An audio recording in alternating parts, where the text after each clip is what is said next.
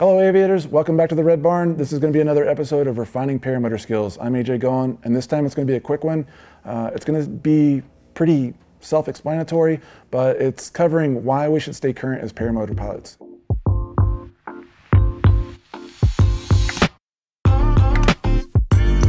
It seems simple, but there are a lot of reasons why, especially after you've just trained. That first year of flying is going to be very important.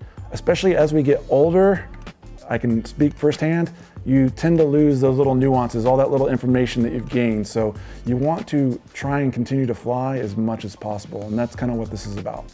Oftentimes I'll see students come here and learn to fly, and then they go home and they wait 4, 5, 6 months because maybe it's the winter months and they're up north. Ultimately, what ends up happening is you lose a lot of that little nuance that you learned while you're here at training. And so one of the best things you can do is as soon as you leave training, try and start flying as quick as possible. Keep those skills going, at least keep them up, if not trying to build on those skills. That's kind of what a lot of these videos are about, is building these skills after you leave training, but it's also important just to stay current, just to keep all that stuff that you've learned fresh. Like I said, as we get older, we lose a lot of this information, and it can be something very simple, like you're coming in for a landing at your home field and you're dragging it in really low. You're at 20 feet and all of a sudden you cut the motor and you get ready to land like you thought you did at training. However, you're coming in at 20 feet. You didn't allow yourself enough time to get out of your seat, get your hands up, get control of the oscillation, spot land, figure out which way the wind's coming from. But all this stuff is happening just like that. And next thing you know, you're on the ground questioning, why did my wing surge over and hit the ground? Or why did I butt land? Why did I come to the ground so fast? All these things can be answered by going up higher, and slowly going through each one of those steps like you learned in training. That's little stuff. It seems simple, but it happens all the time. People go home and they don't fly for months and they forget all these little things, like you need to come in with 100 feet of elevation and slowly go through all those checklist items to make sure that you're ready for the landing. And abort the landing if you need to, go around and do it again.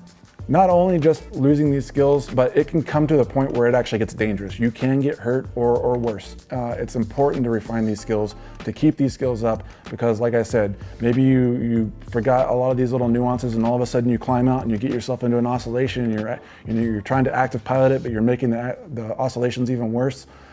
This is where you forgot all those little things you learned in training, like, hey, go hands up, reduce power, let the wing sort itself out, slowly climb back up and make the appropriate turns afterwards. Seems simple, but you go months without flying, especially for the older guys, you're going to forget all these little nuances.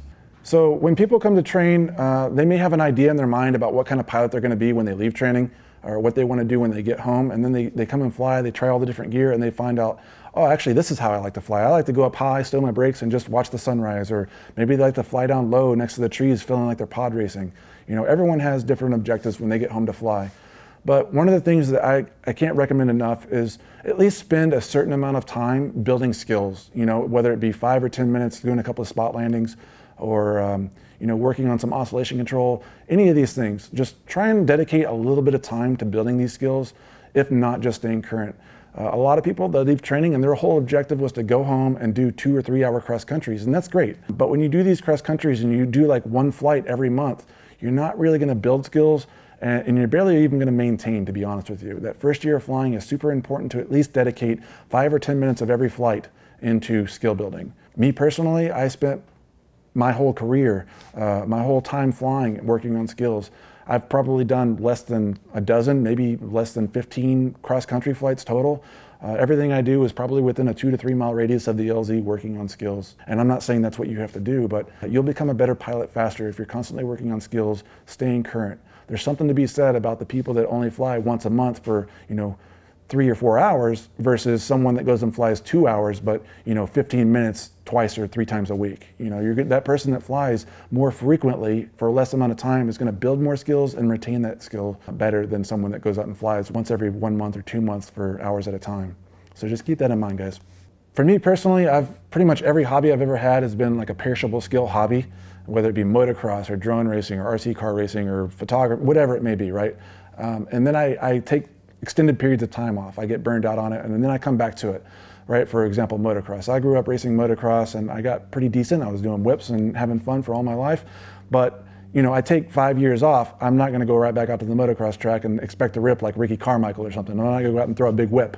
It's the exact same stuff with this. You know, I can do wheelies, I can do stoppies, but it's going to take me a long time to get those skills back. It's a perishable skill, and that translates directly into this. This is a perishable skill. You want to make sure that you're maintaining this regularly, and if not, at least slowly work your way back up to where you were at. Don't just rush out and think you can jump into wingovers or foot dragging immediately. You want to start fresh and slowly work your way back into those skills. I'll see you again next time here at the Red Barn. Have a good time. Happy flying.